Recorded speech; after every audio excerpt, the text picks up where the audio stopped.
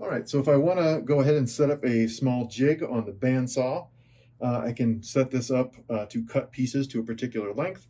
This is just like you would do for larger pieces. So I have a couple pieces of plywood, 90 degrees to each other, one pressed right up against the blade for zero clearance, and then a small cut into the back piece as well, also for zero clearance.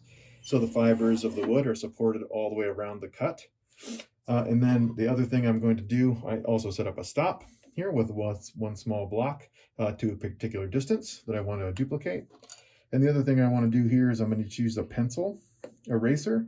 It's got enough friction on it to be able to hold the piece in place. So I want to press it back and also back into the stop.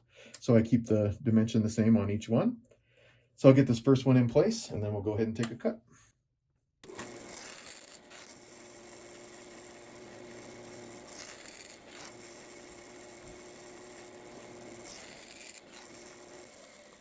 Okay, so three pieces, same length, minimal tear out. So this is another way that you can kind of set up to cut pieces. If you have you just want to make sure that all things are supported so that, all the pieces, the small pieces are not going to go down into the throat opening of any of the machines you're working on, and that the grain is supported all the way around. So working with small pieces can be totally safe. Just a little bit of jigs and a little bit of caution, you should be good to go. So the other problem with using small pieces is even gaps. They're relatively small like this one.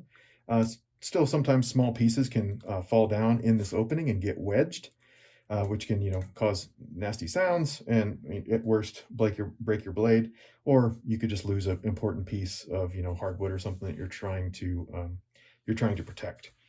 So one of the things you can also do is go ahead and give yourself a different surface here that has no gap in it. So there's nothing that can fall down into it. So I just have a little scrap piece of MDF here. So I'm going to go ahead and just make a slice through it.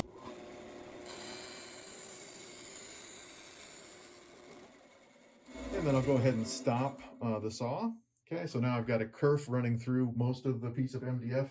So the entire now metal base of the bandsaw is now covered with MDF with no gap between the blade and any of the MDF pieces.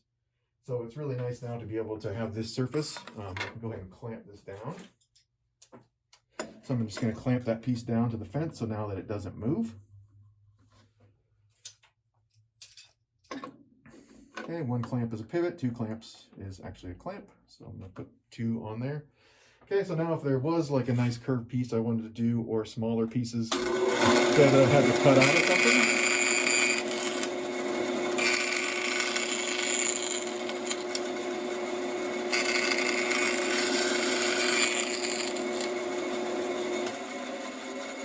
so I just did a couple curved slices there really quickly, and the pieces are now going to, just be supported by the MDF base, the new substrate that I've got on this, rather than falling down into the opening between the blade and the guards.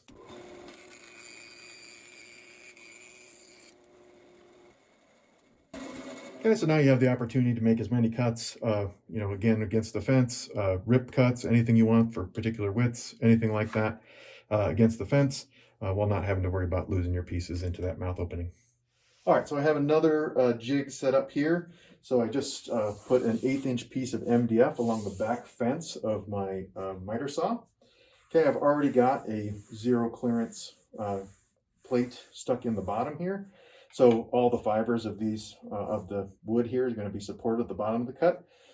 At school, you may have a wider kind of opening on both areas. So you also may need another 1/8" piece along the bottom as well. So now I'm going to go ahead and make the first initial cut through. I've got two clamps put on each piece or each side of the blade against the back fence.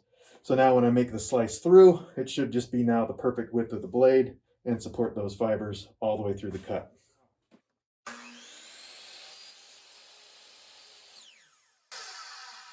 Okay, so now I've cut all the way through the back piece on the 1/8" MDF. As you can see now, it's going to be supported all the way along on the fibers. So even if I have a relatively small piece, I can again use the tip of my eraser on a pencil. Okay, just hold that down and against the fence. And the important thing on the miter saw is just once you make the cut all the way through, let the saw stop completely before you pick it back up. It can kind of catch on this back piece and shoot that piece around. So just let the blade stop completely once you're all the way through the cut. Okay, but notice my hands never get close to the saw, and I can go ahead and hold it against the fence and make relatively clean cuts because all the fibers are supported. Okay, let it fully stop once it's passed through the wood. Okay, and then you're good to go. So lots of different small pieces safely cut on a miter saw.